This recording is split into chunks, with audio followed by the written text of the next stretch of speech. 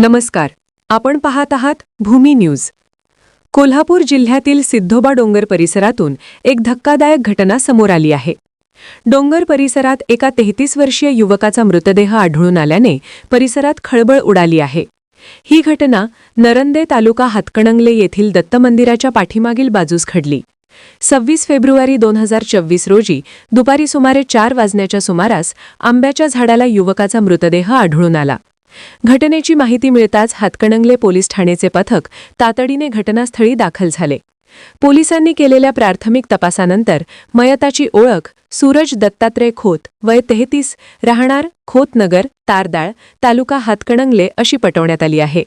या प्रकरणी पोलिसांनी अकस्मात मृत्यूची नोंद केली असून मृत्यूचे नेमके कारण अद्याप स्पष्ट झालेले नाही. शवविच्छेदन अहवालानंतरच मृत्यूचे कारण समोर येणार आहे. पोलीस निरीक्षक यांच्या आदेशानुसार बीट अंमलदार सहाय्यक फौजदार पाटील यांनी पंचनामा केला असून पोलीस हेड कॉन्स्टेबल डिसूझा यांनी नोंद केली आहे. पुढील तपास सुरू असल्याची माहिती पोलिसांकडून देण्यात आली आहे. घटनेमुळे परिसरात हळहळ व्यक्त केली जात आहे. कॅमेरामनसह भूमी न्यूज प्रतिनिधी संभाजी चौगुले, हातकणंगले.